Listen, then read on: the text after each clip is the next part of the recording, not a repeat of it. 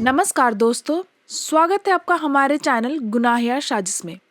आज मैं आपको एक ऐसी लड़की की कहानी सुनाने जा रही हूँ जिसने न केवल उसके परिवार और मित्रों को बल्कि पूरे देश को हिला के रख दिया था।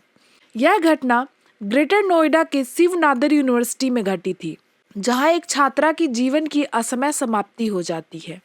यह कहानी स्नेहा चौरसिया की है। स्नेहा एक प्रतिभाशाली और उज्जवल छात्र थी जो समाज शास्त्र में तीसरे वर्ष की पढ़ाई कर रही थी। उसकी जिंदगी में अचानक एक भयानक मोड़ आया जब उसके ही क्लासमेट अनुज सिंह ने उस पर गोली चलाई और खुद को भी गोली मार ली। इस कहानी को डिटेल में जानने के बाद हम ऐसा कह सकते हैं कि हर प्यार अपने सुखद अंजाम तक पहुंच जाए ऐसा जरूरी नहीं है। कुछ प्यार का अंत इतने भयानक तरीके से होता है जिसे सुनकर आपकी रूह कांप जाए। तो आइए इस घटना को हम डिटेल में जानते हैं। उससे पहले अगर आपने हमारे चैनल गुनाह या साजिश को अब तक सब्सक्राइब नहीं किया है तो सब्सक्राइब कर ले और बेल आइकन भी दबा ले ताकि जब भी मैं कोई नई वीडियो डालूं उसका अपडेट आपको मिल जाए। तो आइए इस घटना के बारे में आइए इस कहानी को शुरू करते हैं। जैसा कि मैंने आपको पहले बताया, ये कहानी स्नेहा चौरसिया की है। इस कहानी में हम 18 मई 2023 को नोएडा के शिव नादर यूनिवर्सिटी में हुए स्नेहा चौरसिया मर्डर केस की बात कर रहे हैं। स्नेहा कानपुर के ओम नगर के रहने वाली थी, मगर उनका एडमिशन 3 साल पहले ही नोएडा के इस शिव नागर यूनिवर्सिटी में हुआ था। घटना के समय स्नेहा 3rd ईयर की स्टूडेंट थी। यूनिवर्सिटी में 12 मई 2023 को सारे एग्जाम्स खत्म हो चुके थे और ज़्यादातर छात्र की छुट्टी हो गई थी और सभी अपने अपने घर जा चुके थे, मगर स्नेहा समेत कुछ छात्र अभी यूनिवर्सिटी के अंदर मौजूद थे क्योंकि 26 मई को यूनिवर्सिटी में दीक्षांत समारोह आरंभ होने वाला था। इसी दीक्षांत समारोह की तैयारी के लिए कुछ छात्र अपनी मर्जी से यूनिवर्सिटी में रुक गए थे। इन्हीं छात्रों में से स्नेहा चौरसिया के साथ साथ अनुज नाम का एक लड़का भी था। वो भी दीक्षांत समारोह की तैयारी के लिए यूनिवर्सिटी में रुक गया था। अनुज अमरोहा का रहने वाला था और कुछ समय पहले ही उसने शिव नादर यूनिवर्सिटी में अपना एडमिशन लिया था। वो भी स्नेहा का क्लासमेट था और स्नेहा की तरह 3rd ईयर का स्टूडेंट था। स्नेहा और अनुज एक ही क्लास में थे क्योंकि दोनों का सब्जेक्ट भी एक था और दोनों एक ही ईयर के स्टूडेंट थे। वो अपनी ग्रेजुएशन पूरी कर रहे थे और जैसा कि हमने आपको पहले ही बताया था कि एग्ज़ाम ख़त्म होने के बाद बहुत सारे स्टूडेंट घर चले गए थे, लेकिन दीक्षांत समारोह की तैयारी के लिए कुछ स्टूडेंट रह गए थे। उसमें स्नेहा और अनुज थे। तो होता यूँ है कि 18 मई 2023 को जब सभी छात्र तैयारी में लगे हुए थे, तभी दोपहर के समय स्नेहा और अनुज भी यूनिवर्सिटी के डाइनिंग हॉल के सामने मिलते हैं। यहाँ पे दोनों एक दूसरे को गले लगाते हैं और आपस में बातचीत शुरू कर देते हैं। अभी बातचीत शुरू ही हुई थी कि दोनों में थोड़ी बहस होने लगी। थोड़ी बहस के बाद फिर दोनों शांत हो गए और बातचीत का सिलसिला फिर से चल पड़ा। इस बातचीत के दौरान अनुज स्नेहा चौरसिया को गले भी लगाता है। गले लगा के बहुत प्यार से उससे बातें करता है और गले लगाने के कुछ ही मिनट बाद शिव नादर यूनिवर्सिटी के कैंपस में गोलियों की आवाज़ सुनाई देती है।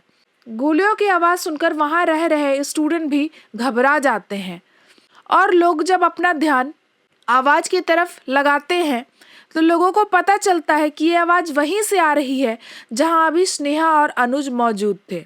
जब लोग आवाज़ की तरफ गौर से देखते हैं तो उनकी रूह कांप जाती है।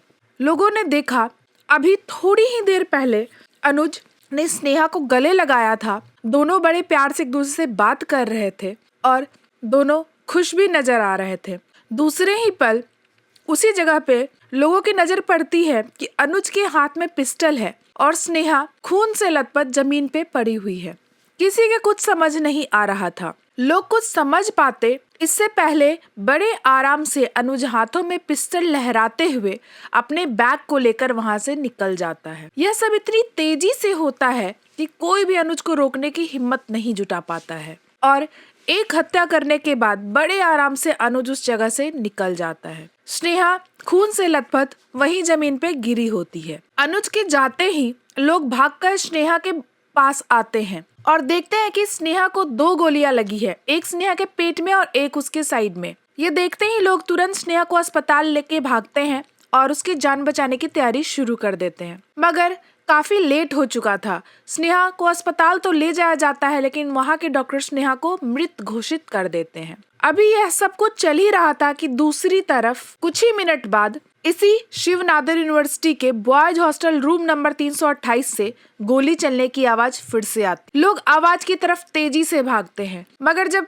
वहां आवाज के पास पहुंचते तो देखते हैं आवाज एक कमरे से आ रही है और कमरे का दरवाजा अंदर से बंद है। तुरंत ही कॉलेज प्रशासन पुलिस को फोन करती है और पुलिस को गोली चलने की जानकारी भी दी जाती है। फोन लगते ही और जानकारी मिलते ही मौके पे पुलिस आ जाती है और कमरे को खुलवाया जाता है। और जब पुलिस कमरे के अंदर जाती है तो देखती है कि कमरे के अंदर एक लड़का मृत पड़ा हुआ है, उसके सर पे गोली लगी है। यह लड़का कोई और नहीं बल्कि अनुज था। देखकर यह पता चल रहा था कि अनुज ने ही अपने सर पे खुद ही गोली मार ली है, मतलब अनुज ने आत्महत्या की है। अब लोग ये समझ नहीं पा रहे थे कि ऐसा अनुज ने क्यों किया।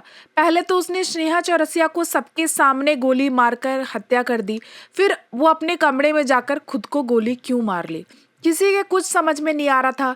सब इसका जवाब जानने के लिए परेशान थे। सबके मन में एक ही सवाल था कि आखिर अनुज ने ऐसा कदम क्यों उठाया। इस सवाल का जवाब बस 2 ही लोगों के पास था, एक स्नेहा एक अनुज। अब दोनों इस दुनिया में नहीं थे। अब पुलिस अपने काम में लग जाती है और पुलिस के सामने सबसे बड़ी चुनौती थी कि घटना की सच्चाई लोगों के सामने कैसे लाई जाए। इसलिए पुलिस वाले अपनी जांच शुरू करते हैं। पहले तो वो दोनों शवों को कब्जे में लेकर पोस्टमार्टम के लिए भेज देते हैं और पोस्टमार्टम के बाद दोनों परिवार वालों को शव सौंप दिया जाता है। पुलिस की अपने जांच की शुरुआत अनुज के कमरे से करती है। थोड़ी सी मेहनत के बाद ही पुलिस को अनुज का लैपटॉप मिल जाता है, लेकिन लैपटॉप में पासवर्ड होता है। पुलिस एक्सपर्ट की मदद से अनुज का लैपटॉप का पासवर्ड जान लेती है और लैपटॉप ऑन करने में सफल हो जाती है और फिर इस लैपटॉप के अंदर डेटा की तलाशी करनी शुरू कर देती है। इसी तलाशी के दौरान लैपटॉप में अनुज द्वारा रिकॉर्ड किया गया एक 23 मिनट का वीडियो भी मिलता है। इस वीडियो से पुलिस को बहुत सारे सवालों के जवाब भी मिल जाते हैं। अनुज अपने वीडियो में बोलता है कि मैंने अपनी लाइफ इसके चक्कर में बर्बाद कर ली, मैंने इसके चक्कर में सब कुछ किया।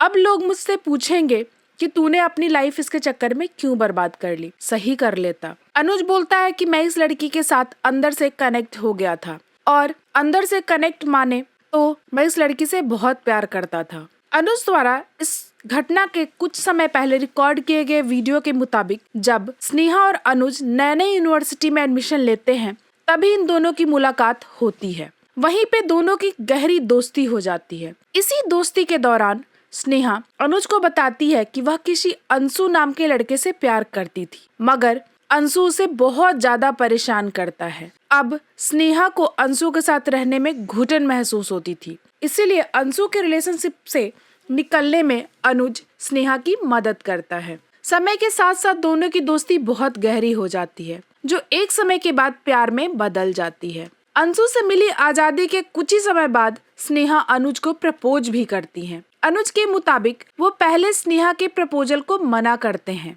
और बोलते हैं कि हम दोनों एक दोस्त के तौर पर ही सही हैं। मगर कुछ समय अनुज स्नेहा के साथ रहने के बाद अनुज स्नेहा को प्रपोज कर देता है और दोनों अपने रिलेशनशिप में आगे बढ़ जाते हैं। अपने द्वारा रिकॉर्ड किए गए वीडियो में अनुज आगे ये बताते हैं कि पहले तो कुछ दिनों तक इन दोनों का रिलेशनशिप बहुत अच्छे से चल रहा था। दोनों एक दूसरे से बहुत ज्यादा प्यार करते थे, मगर बीतते समय के साथ स्नेहा बदलने लगती है और धीरे धीरे इन दोनों के बीच लड़ाइयाँ शुरू हो जाती है। एक समय के बाद स्नेहा अनुज से कहती है कि मुझे अपना करियर बनाना है, मेरे कुछ सपने हैं, मैं उसे पूरा करना चाहती हूँ, मगर इस प्यार के चक्कर में मेरा सपना और मेरे घर वालों का सपना पीछे छूट रहा है, इसीलिए मैं इस रिलेशनशिप को खत्म करना चाहती हूँ। और अपना पूरा ध्यान अपने पढ़ाई में लगाना चाहती हूँ। अनुज के इस बयान के मुताबिक स्नेहा के ऐसा कहने पर वो स्नेहा को समझाने की बहुत कोशिश करता है, मगर स्नेहा की जिद के सामने अनुज कहता है कि ठीक है, हम दोनों दोस्त बनकर तो रह सकते हैं। मगर स्नेहा अनुज से दोस्त बने रहने के लिए भी मना कर देती है और इस रिश्ते को पूरी तरह खत्म करने के लिए कहती है। अनुज आगे बताते हैं, वह कुछ समय तक स्नेहा को समझने की कोशिश करते हैं। आगे इस वीडियो में अनुज बताते हैं कि वो कुछ समय तक तो यही समझता रहता है कि स्नेहा ने अपने करियर पे ध्यान देने के लिए, अपने परिवार वालों के सपने को पूरा करने के लिए इस रिश्ते को खत्म किया है।